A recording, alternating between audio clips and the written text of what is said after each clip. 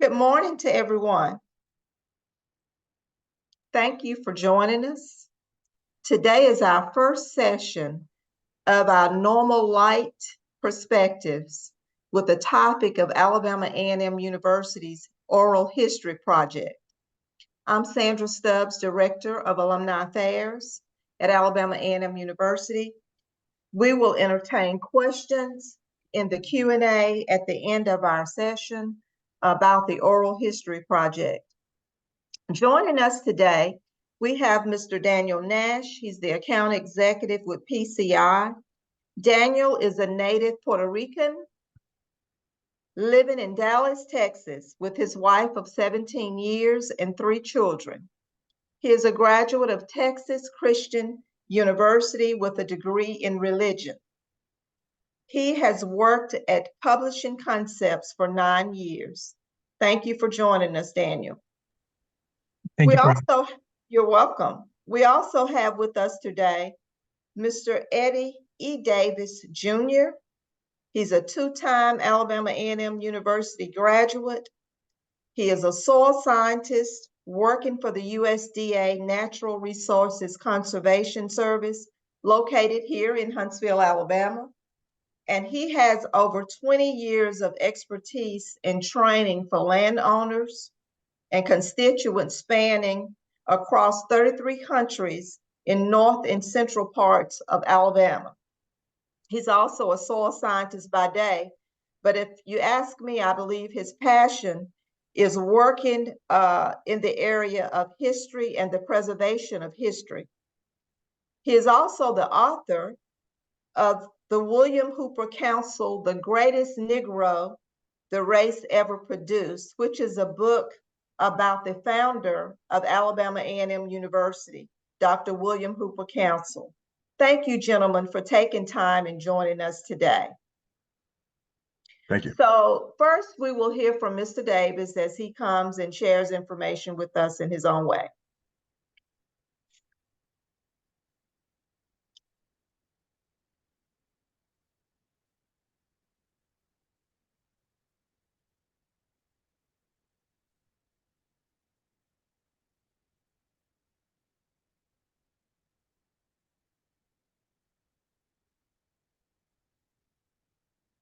Okay. Good morning again, everyone. My name is Eddie Davis, and thanks for the opportunity for allowing me to speak briefly about the historic importance of Alabama A&M University and alumni perspective. The history of Alabama Agricultural and Mechanical University is among the richest one can find across the country. One, our beloved founder, Dr. William Hooper Council, was a former slave who became a prominent educator towards the end of Reconstruction and at the turn of the 20th century.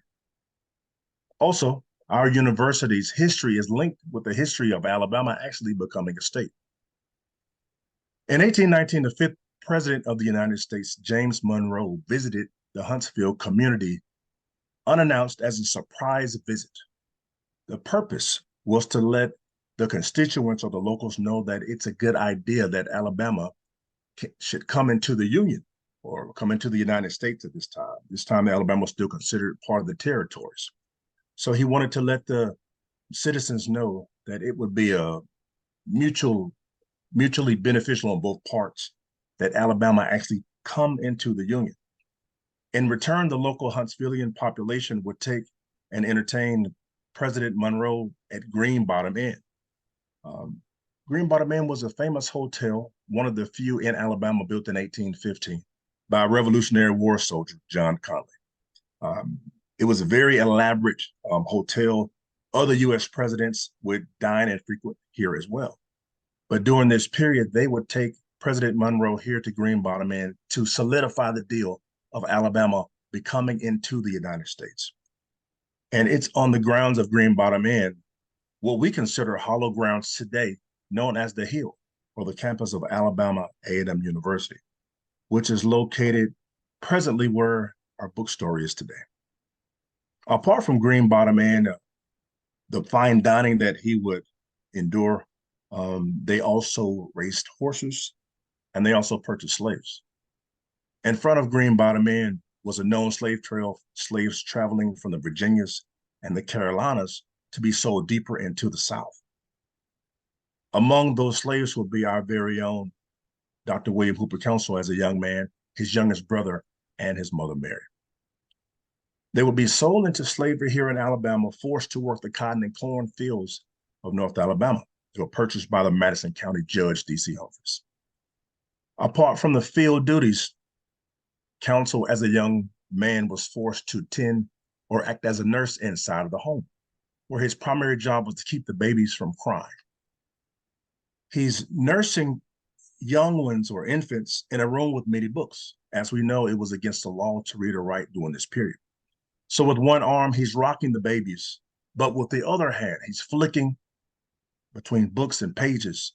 I'm sure not understanding much, but his mind would look at the illustrations and try to make sense out of the letters, the words, and the sentences and things of that nature.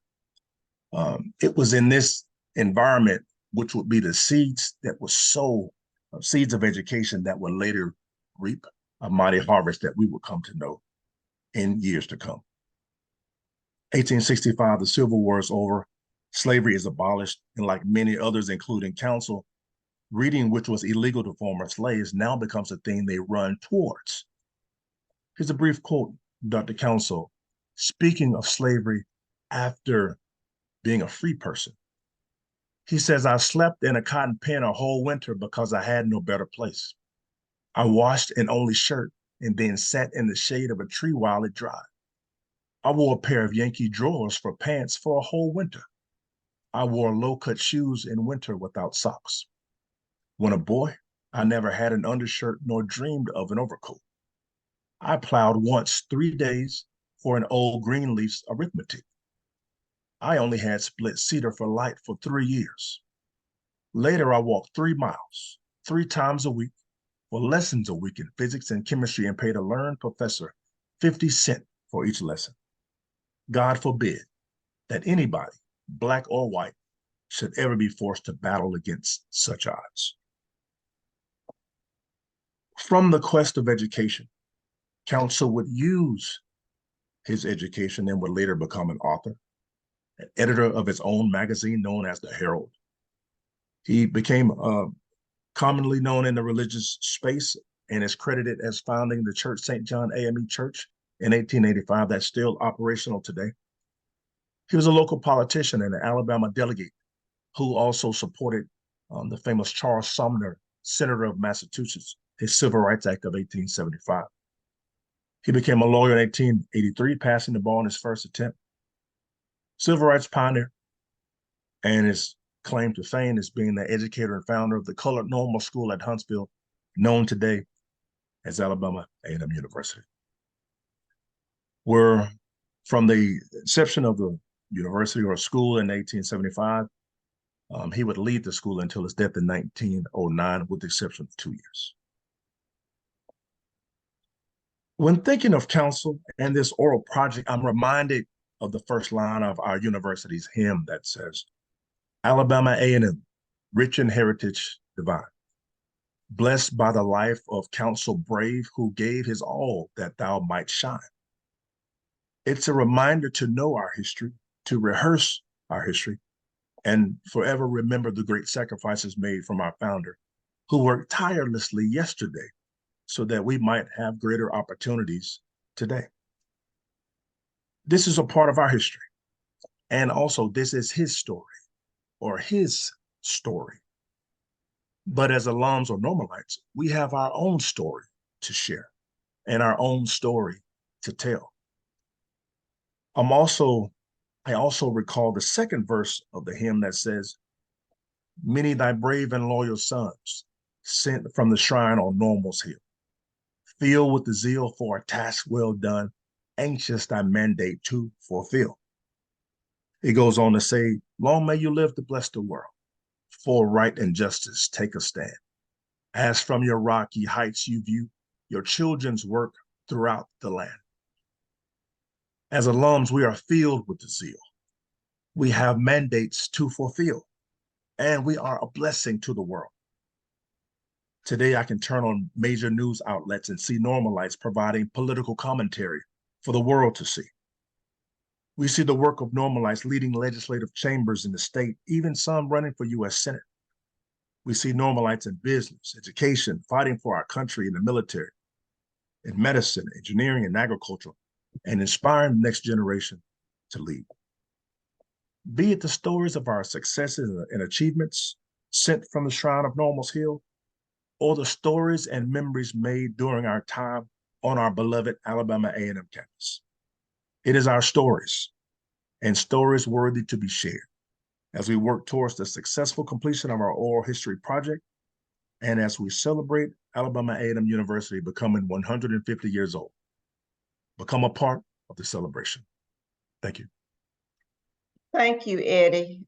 We've come a long way from the colored normal school, but we still have so much more to do, and we are forever grateful for you taking time to write a book about Dr. Council to help us as students of Dr. Council learn more about the history of the university. Thank you so much for sharing that. Next, we'll have Daniel come and talk to us about the project itself, the oral history project as told by alumni, faculty, and staff of Alabama A&M University. Daniel. Thank you, Ms. Stubbs. And from hearing what Mr. Davis shared, it's obvious that Alabama A&M has a rich history and legacy, and our hope through this project is to capture the voices of alumni as a part of that legacy and history. And almost 70 days ago now, we launched this project asking alumni to call in to share those stories. So we've heard from almost where it says data updates, that's the number of people who have called in to participate, 3,223 thus far. Of those individuals, 2,408 shared a story right there at the time of the call. We've had a number that have said, let me think about this a little bit and I'll call you back. So we expect that number to keep rising. We also, for some alumni, those who are interested have asked if they're interested in making a donation back to the university as a part of this endeavor. 305 have done so. And from the publications, from the stories, I should say, that we're creating, that we're capturing, we're creating publications, printed and digital publications. Thus far, 638 of those have been reserved. And hopefully the Let's Listen to Pamela's Story has a link. I had sent over something as a part of that, but I don't know if I sent it right. So are we able to hear that? If not, it may be something I could share if you like. Simone, do you have the link to the audio version? Yes, ma'am. I'm about to play it. Okay, thank you.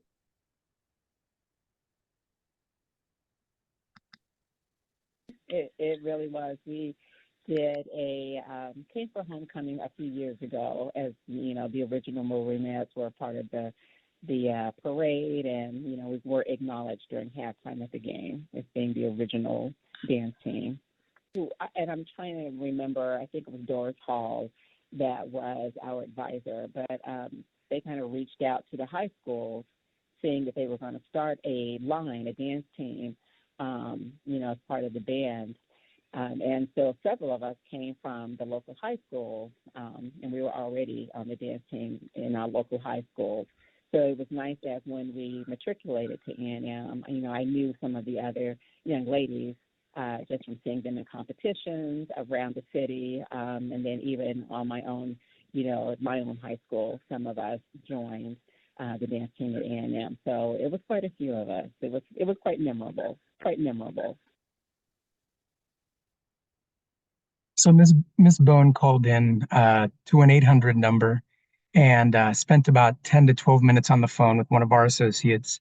She verified contact information, and most importantly, she shared her memories from her time at the school, and she was one of the original Maronettes.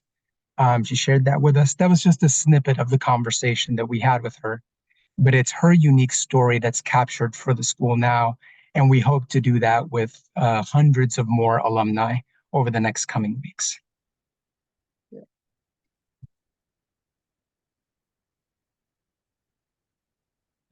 So this slide, if you have not received a postcard or an email asking you to call in and participate, you can use that phone number right there. That's Alabama A&M specific.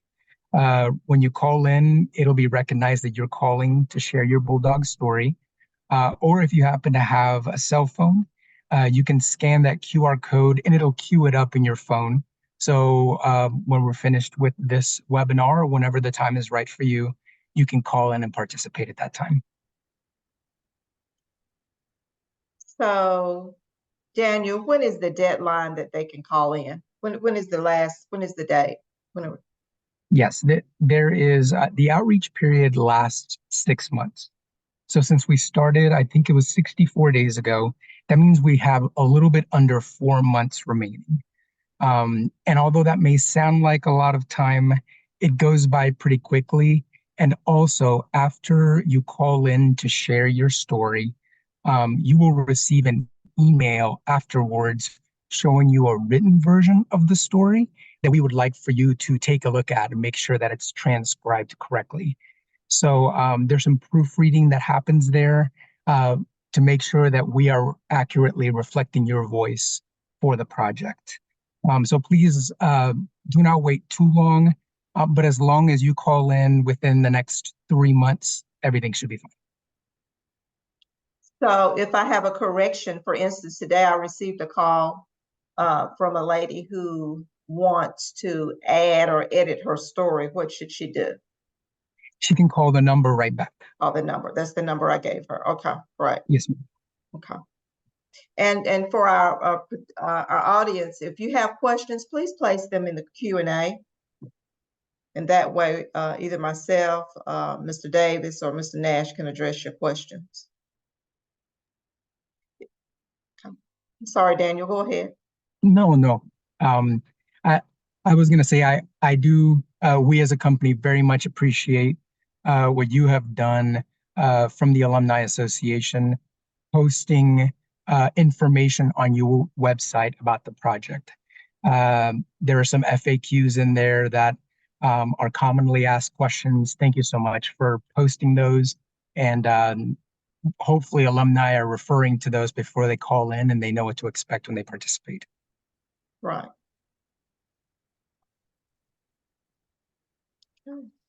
Well, it doesn't look like we have any questions. I guess everyone understands. Again, this is a project leading up to the 150th anniversary of the Alabama A&M University beginning next year.